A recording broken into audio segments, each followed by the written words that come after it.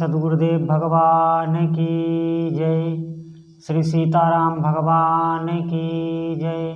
श्री गौरी शंकर महादेव की जय। सभी दर्शकों और भक्तों के चरणों में कोटि कोटि प्रणाम। सबको प्रेम भरा जय जय श्री राधे। आज मैं आपको बताऊंगा, जब कोई भी भगवान की भक्ति आरंभ करता है या भगवान का नाम जप आरंभ करता है या भगवान की कोई भी मंत्र जप या कोई भी साधना आरंभ करता है, तो होता क्या है। जब वो तत्परता से साधना में लगता है, कोई भी साधक हो, जब वो तत्परता से मन से साधना में लगता है तो उसको दिव्य दिव्य अनुभव होने लगते हैं। बहुत से प्रकार के उसे अनुभव होने लगते हैं, जैसे स्वप्न में भगवान के दर्शन होना, कोई बात सोचते ही हो जाना, किसी भी घटना का पहले ही पता चल जाना। अगर आप बाहर हैं, आपके घर में कोई घटना होने वाली है तो बाहर आपको पता चल जाएगा। या आप सो रहे हैं, सोते सोते भगवान का नाम जप चलेगा। या दिव्य दिव्य भाव आएंगे, बहुत अच्छे अच्छे भाव आएंगे जागृत में ही, और आप अंदर से बहुत गुदगुदी होगी, हृदय को बहुत शीतलता मिलेगी, बगैर कोई बात के आप प्रसन्न रहेंगे। और भी कई प्रकार के सबके अलग अलग सबको अनुभव होते हैं। भगवान की छवि आना, भगवान के ध्यान में दर्शन होना, रोंगटे खड़े हो जाना, शरीर में करंट लगना, बहुत प्रकार के अनुभव होते हैं। अगर आपको अनुभव हो रहे हैं, कोई भी साधक हो, कोई भी भक्त हो, भगवान की भक्ति में आपके आंसू आ रहे हैं, आप अकेले में रो रहे हैं, भगवान से प्रार्थना करके भगवान का नाम सुनते ही आपके आंसू आ जाते हैं, तो आप फिर विशेष सावधान हो जाएं, क्योंकि आपके अंदर भगवान की भक्ति प्रकट हो रही है। आपकी साधनाओं में अगर अनुभव हो रहे हैं तो आप साधना में आगे बढ़ रहे हैं। तो बहुत से साधक ऐसे भी जिनको नहीं भी हो रहे हैं, उनके लिए भी मैं बताऊंगा। लेकिन मैं ये आपको सावधान कर दूं कि अगर आपको अनुभव हो रहे हैं तो भूल कर भी आप ये अनुभव किसी से शेयर ना करें। ये मेरी बात आप गांठ बांध लें, किसी से भी शेयर ना करें। क्योंकि इससे क्या होता, अगर अंदर आपके हुमक रहती है कि मैं ये बताऊं, आप बता देते हैं इधर उधर या कहीं भी बता देते हैं, बताने की अगर आपके अंदर ललक रहती है तो आप समझ लें ये अहंकार है। ये अहंकार के अंदर ही गुदगुदी होती है बताने की, वरना भक्ति में नहीं।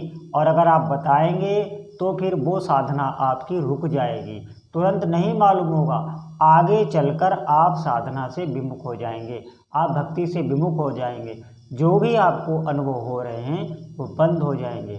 ये बात आप मान लो, गांठ बांध लो। हाँ, अगर आप दूसरे की भक्ति बढ़ाने के लिए अपने अनुभव बता रहे हैं, आपके अंदर ये विचार है कि ये भी भगवान का जप करे, ये भी भगवान की भक्ति में लगे।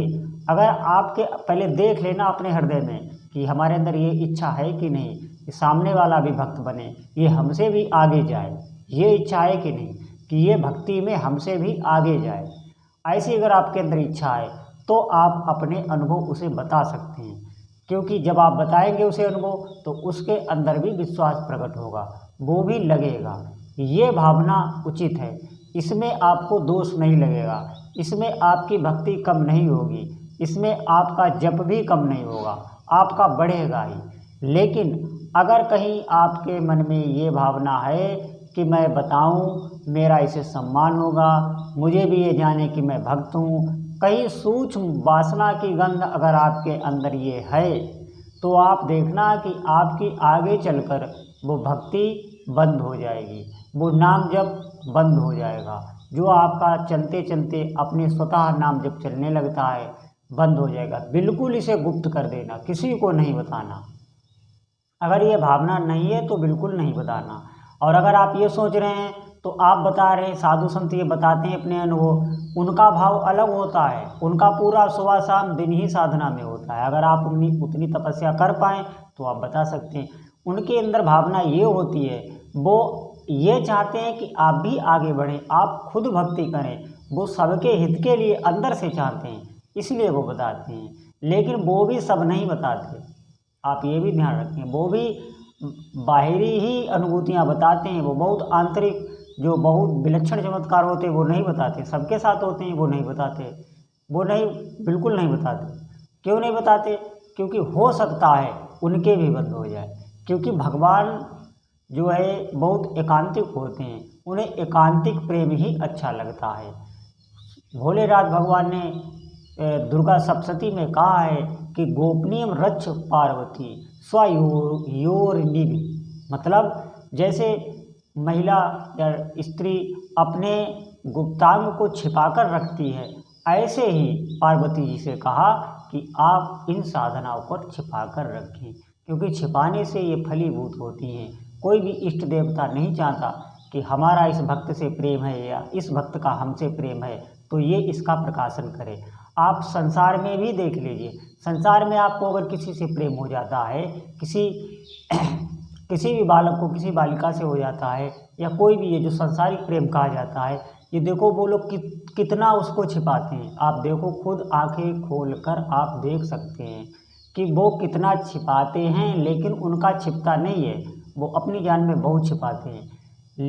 वो तक छिपाते हैं, आप समझो, क्योंकि वहाँ पर उनको जो भी किसी भी दृष्टि में मैं कहता हूँ, वो प्रेम हो या काम हो, कुछ भी हो, लेकिन वो उसको छिपाते हैं। लेकिन हम लोग भक्ति में अगर भगवान से थोड़ा सा भी हमारा स्नेह हो गया, हमारे अंदर आंसू आने लगे, हमारे हृदय में वास्तविक भक्ति का जो लक्षण है वो आने लगा, और जो सात्विक भाव है वो शरीर में आने लगे, रोए खड़े हो जाना, शरीर में करंट लगना, एकदम भगवान की तड़पन होना, एकदम बगैर बात ही अश्रुपुल शरीर हो जाना, बिल्कुल बाड़ी गदगद हो जाना, कंठ भर आना, आवाज़ रुक जाना, ये सब सात्विक लक्षण होते हैं, ये बहुत दिव्य लक्षण होते हैं।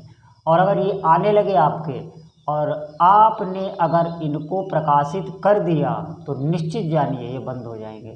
क्योंकि कोई भी इष्ट देवता, आप किसी भी इष्ट देवता के, मैं कहता हूँ आप माँ काली के भक्त हों, आप माँ बगुलामुखी के भक्त हों, चाहे आप हनुमान जी के भक्त हों, चाहे आप नारायण श्री रामकृष्ण हरि के भक्त हों, चाहे आप शिव जी के भक्त हों, आप किसी के भी भक्त हों, सब में यही नियम लागू होता है। तो आपको अपनी कोई भी अनुभव बताना नहीं है। बताना इसलिए नहीं है कि आपकी बढ़ती चली जाएगी। जब आप जाप करते हैं तो अनुभव तो होते ही हैं। ऐसा कोई भी नहीं है हमसे कह दे कि मैं इतने दिनों से कर रहा हूँ, मुझे कोई अनुभव नहीं हुआ, तो फिर वो किसी गलत पद्धति से कर रहा है। आपको पहले दिन से ही, मैं तो कहता हूँ पहले दिन से नहीं, आपने पहला मंत्र जपा तुरंत ही अनुभव होने लगते हैं, आप महसूस तो कर पाएँ।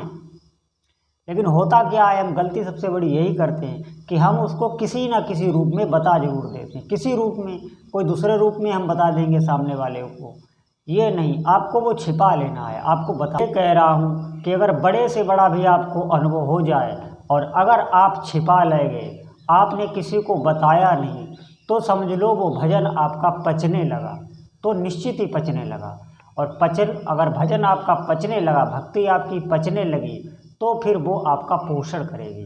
क्योंकि हम कोई भी भोजन करते हैं, कोई भी सात्विक चीज़ ग्रहण करते हैं, तो जब वो पचने लगती है तो वो हमारे शरीर को पुष्ट करने लगती है। अगर पचती नहीं है तो वो हमारा स्वास्थ्य खराब कर देती है। अगर भोजन पचने लग जाए तो शरीर पुष्ट होने लगता है।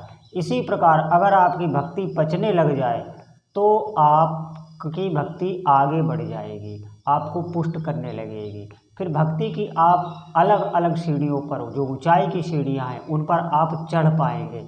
नहीं तो होता क्या है, प्रारंभ में ही हमारी भक्ति रुक जाती है, भक्ति आगे बढ़ती चली जाएगी। ये तो भक्ति की प्रारंभिक दशा है, इसमें चमत्कार होते हैं। क्योंकि अभी आपने देखा होगा कि आज आपको जो आज भजन करने में आनंद आ रहा है, अगले दिन नहीं आ रहा। आज आपके आंसू गिर रहे हैं, हमेशा आपके आंसू नहीं गिरते हैं, क्योंकि ये स्थिति आती जाती है। तो अभी आपकी जो स्थिति है वो पक्की नहीं है, अभी शुरुआत है, इसीलिए इसको बचाना है। जैसे आपने पौधा लगाया तो पौधे की रक्षा आपको करनी है, क्योंकि अभी वो कमज़ोर है, उसे बकरी आदि जानवर कोई भी क्षति पहुंचा सकता है, इसलिए उसके बाढ़ लगा देनी है। आसपास उसको लकड़ी या किसी से पौधे को सुरक्षित कर दिया जाता है। जब वो बढ़ता चला जाता है, आप खाद बीज पानी ये सब देते रहें तो वो बढ़ता चला जाएगा।